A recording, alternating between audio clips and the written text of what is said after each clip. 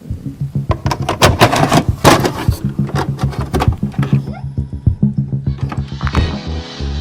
style, y'all.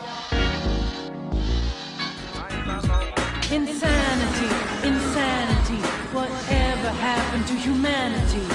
Ooh. Gunsmith Cats is a three-part anime adaptation OVA series that has been developed and licensed by ADV Films that has that is also known as Zentai Filmworks. I had no idea that Zentai Filmworks was ADV, which explains whatever happened to ADV. So I guess I consider myself schooled. Two gun shop owners, Riley Vincent and May Hopkins, use this gun shop to not only sell weapons and display, but they also use this shop for target practice and test their skills as they are also bounty hunters who take on signed targets to sweep out drugs and gangbangers in Chicago. But as their reputation precedes them, so does the threat level when enemies become more dangerous, and soon Riley and May end up in a bounty that they will soon have to fight for survival. I thought this anime was pretty freaking good.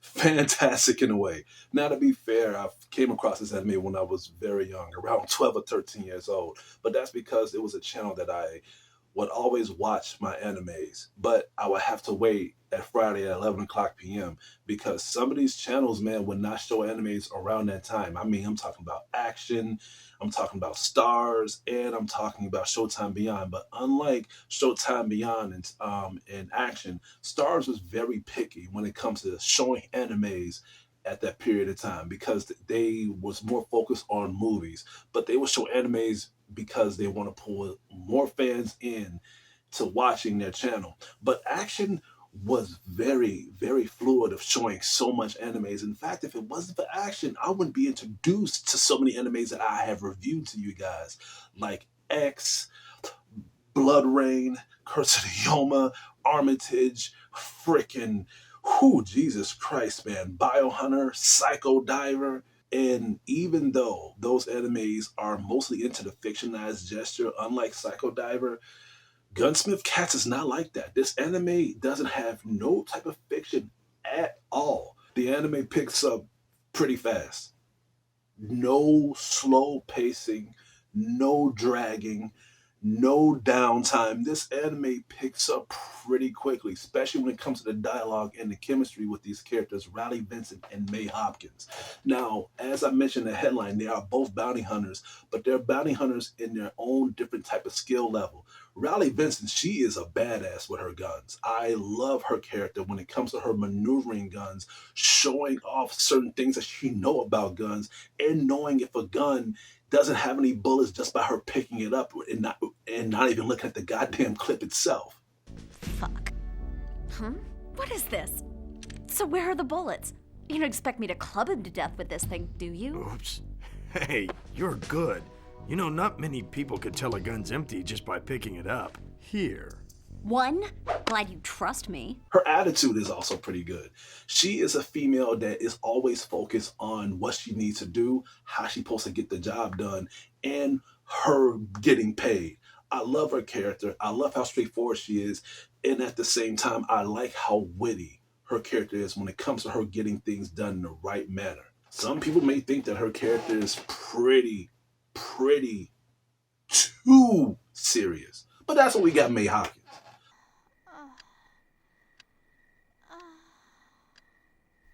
Oh, Kenny. Yes, again. May Hopkins, unlike her using guns, she is a bomb specialist. She is a very good specialist when it comes to bombs. Using smoke grenades, using frag grenades, and just helping Riley getting out of these tough situations because some of these bounties can get Riley Vincent killed. So May helps her get out of these predicaments, especially when it comes to her being in the heat of death. Hey, do you need me to help you with anything? Just stay in the car. Why should I? Now, I'm not saying that May Hopkins is completely skilled when it comes to her maneuver of bombs. She makes mistakes, big mistakes. Sometimes so much so to the point where it comes to the humor aspect of you laughing at her character. In fact, I think May Hopkins may be my favorite character of the anime. There's a few other characters that they show off, and they don't really give you too much dialogue with these characters, but they want to let you know that they're there because they do play a good part in the anime, but not enough to the point where you are engaged in these characters, which is for the manga and for the novel readers. But honestly, here, I did not mind that. They showed us enough for me to know about the characters, for me to care about the characters, for me to know about the characters' motivations and how they're going to play a part in Raleigh and May Hopkins' journey into this three-part anime series, especially when it comes to Bill Collins' character. Now, I'm not saying that you should read the manga, but all I'm saying is that this anime has done well when it comes to us knowing enough so we don't need to have to read the manga. Because there's some fucking producers and some asshole directors that make animes like this and they leave you hanging, and especially ending, where they just cut the goddamn screen and make you want to continue off by reading the fucking book. Gunsmith Cast does not do this. They started great, they ended great. Unlike some animes that I don't want to fucking mention in this review. The action is great too. I think I already mentioned this, but I have to say it again because the action cannot be overlooked. The action is kind of what makes this anime shine. Not just because of the gunplay, but it's creative, man. Badass in a way. Each time they go into these encounterments, it shows you how badass May and Raleigh can be, and sometimes how funny the anime can be, and how deadly the enemies can be also, and how funny May Hopkins can be when it comes to her maneuvering with the bombs and stuff. Are you?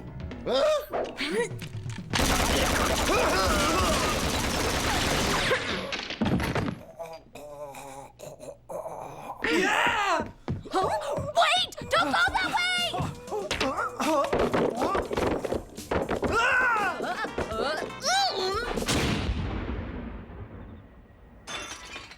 I mean, there is burglary action scenes. There is a warehouse action scenes. Even though with animes and movies, it can be cliche because they always have warehouse scenes and stuff. They have high-speed chase scenes, and I was very iffy with the high-speed chase scene because by this being based in Chicago, I wanted to see how detailed the Chicago art style is into this anime. What kind of streets will they show in this anime? But by this being based on the late 90s and early 2000s, I couldn't really go hard on it.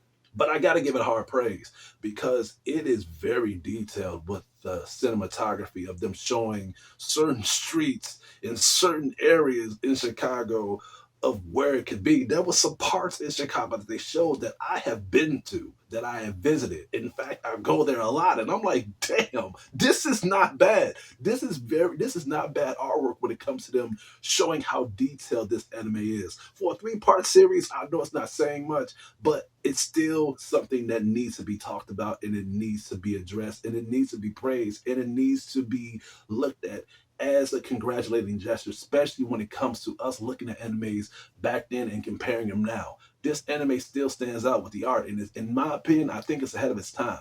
I'll talk so much about the action. Let's talk about the enemies. The enemies are good. Some of them walk into into Raleigh and May's bullet time events and stuff just so they can show you how badass they are. Sometimes May and Raleigh, they walk into the trap so they can show you how badass the enemies are. So it's a fair pacing action sequence to this anime. But they do have some enemies on here that are fucking deadly, man. Especially Natasha Radnoff, man. The fucking contract killer, which is known by Bloody Pierce. Jesus Christ, man. Her character is fucking badass.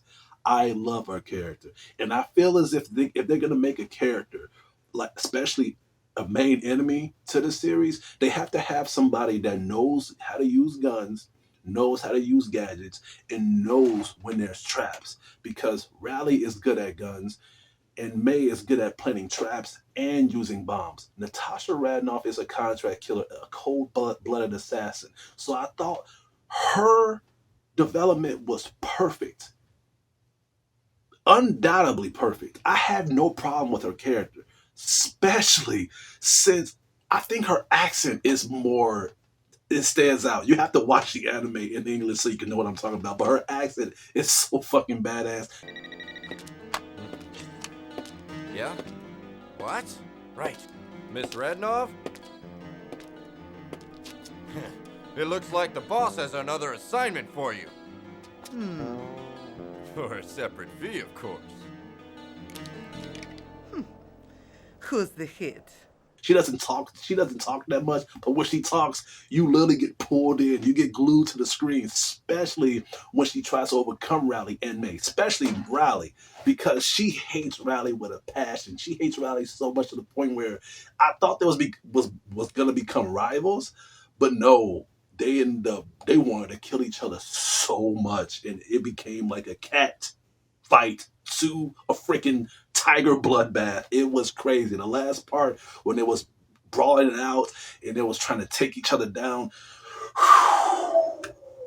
That's all I have to say about Natasha Radnoff's character. The anime is also good with the pacing, with the twists, and by you getting pulled in by the tension. This anime does have good tension in this whole series, to the point where you believe that these characters may get killed off. There was a few times I thought that Riley and May would get killed off. There was a time when May also actually got kidnapped, and I didn't think that she would survive.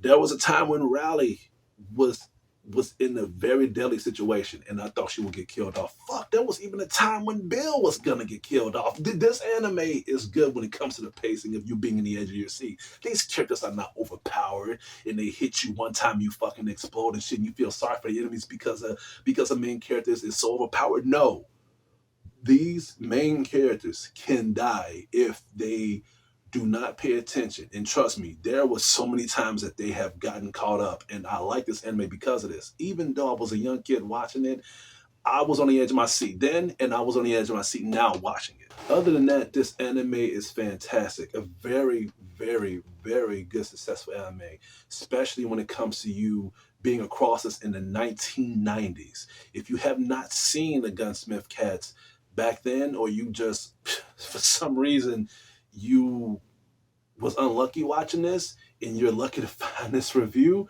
check this out and add this to your library. It is a must own. I'm gonna have to give Gunsmith Cats an A. I could have given it the highest score, but the reason why I haven't is because I want more of this anime. It's kind of sad that they have discontinued it, but I was still a little satisfied because of the way the anime ended.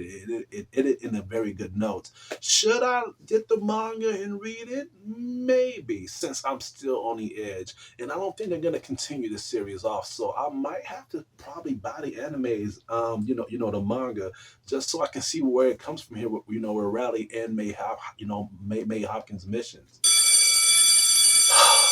But that's all I have to say for today. Please stay tuned for more upcoming reviews and anime videos headed your way. This is Hugo, the critic teacher, and you guys have a damn good day.